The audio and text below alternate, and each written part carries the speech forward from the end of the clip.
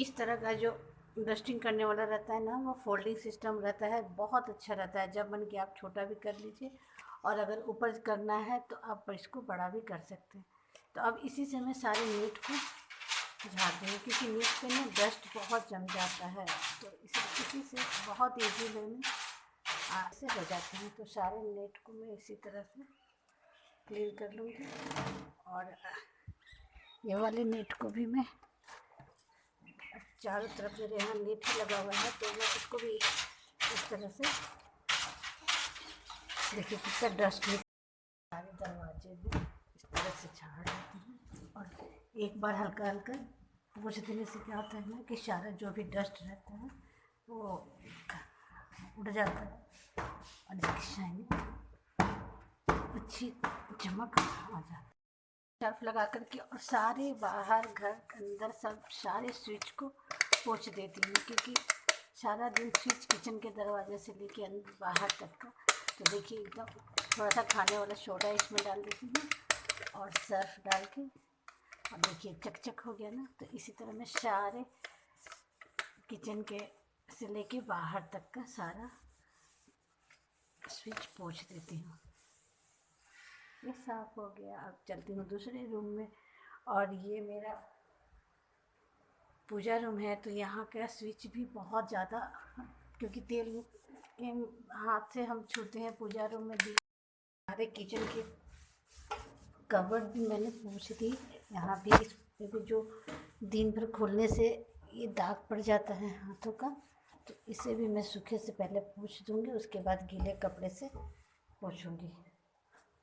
और अब ये ऊपर में हम रोज़ किचन में इतने सारे काम करते हैं कि टाइल्स तो हम यहाँ तक पहुँच के साफ़ कर लेते हैं, लेकिन ये ऊपर का बाकी रहता है। तो मैं अब ऊपर में चढ़ के और इसको एक बार क्लीन करूँगी।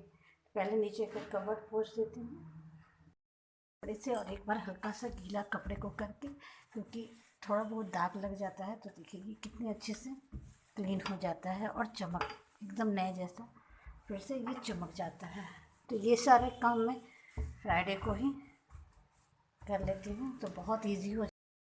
इस तरह मैं कबर्ड के ऊपर पे आके स्लेब पे चढ़ के, और ये देखिए तेल मसालों का छींटा ऊपर तक पहुँच जाता है, जबकि एग्जॉस्ट फैन है वहाँ लगा हुआ, फिर भी कुछ ना कुछ तो गंदगी रह ही जाती है। तो मैं इसी तरह से इसको गर्म पानी थोड़ा सा करके और पूरा इस तरह से स्लेब को 2 बार 3 बार पोंछूंगी, तो ये बहुत अच्छे से साफ हो जाता है स्लेब। क्योंकि नीचे से हमारा हाथ तो वहाँ तक पहुँच पाता नहीं, तो बस मैं सप्ताह में 1 दिन इसे 2 बार और एक बार पोंछ दूँगी। तो ये अब देखिए लास्ट बार इसको गर्म पानी से एक बार और पोंछ दी, एकदम सब साफ हो गया। और अब ये टाइल्स भी चकचक करने लगा। और ये मेरा कॉर्नर है जहाँ मैं वीडियो बनाती हूँ, तो इसे भी मैं थोड़ा सा भी एडजस्ट करना है। तो पहले आज तो मैं सिर्फ सफाई करूँगी, और ये मैं वीडियो बनाती हूँ तो थोड़ा सा इसको अभी नया ला के रखी हूँ, तो इसे भी थोड़ा सा अभी डेकोरेट करना है। तो अब मैं इसे अब ये स्लेब को पूरा साफ़ कर दे रही हूँ। स्लेब साफ़ करने के बाद मेरा काम हो गया, किचन का काम हो गया। और अब ना थोड़ा सा नल को भी साफ़ कर लेते हैं। तो क्या होता है ना कि बेचारा नल सारा दिन चलते रहता है, तो एक दिन इसे भी थोड़ी सी इसकी भी सफाई कर लेनी चाहिए। और यहाँ का ना पानी ही इतना गंदा है ना कि आप कितना भी साफ़ कीजिए, लेकिन नल धूप दिखा करके रखी है। अब इसे मैं अंदर डालने का सिर्फ काम बाकी है। और ये मेरा पूजा रूम है, तो इसलिए मैं पूजा रूम में बेड नहीं रखी हूँ, क्योंकि जब मेरे भगवान जी यहाँ हैं तो मैं भगवान जी से ऊपर बेड नहीं लगा सकती। तो इसीलिए मैं यहाँ पे नीचे का बेड डाली हूँ। जिसको मन करता है वो आके यहाँ अपना, बच्चे अपना स्टडी करते हैं चाहे कुछ भी करते हैं। तो अब जा रही हूँ, अब ठंड भी ख़त्म हो गई है, तो सारे रज़ाइयों को आज मैं अंदर डाल देती हूँ। जब भी आप 1 दिन का कीजिए तो नमक और थोड़ा सा सर्फ डाल करके, और उसके बाद बैठ करके पोछा लगाइए। रोज़ तो आप अपने वाइपर से पोछा लगाती हैं, लेकिन 1 दिन आप बैठ के पोछा लगाइए, तो देखिए कितने घर साफ़ रहती है और सारी नेगेटिविटी भी दूर हो जाती है। नमक डाल के पोछा ज़रूर लगाना चाहिए। तो चलिए अब मैं पोछा लगाने। देखिए मेरी मम्मी पोछा लगा रही, किसी किसकी माँ कि मैं धूप रोज दिखा देती हूँ और उसके बाद ही मैं यहाँ फ्लोर पे पोछा लगाती हूँ।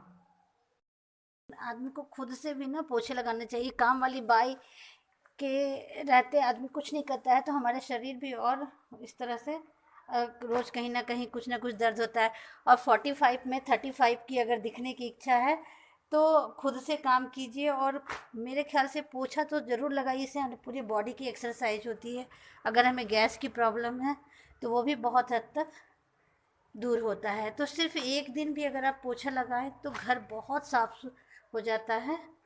तो फॉलो कीजिए। 45 में 35 की दिखनी है तो ये रूल फॉलो कीजिए और पोछा सप्ताह में एक दिन खुद लगाइए।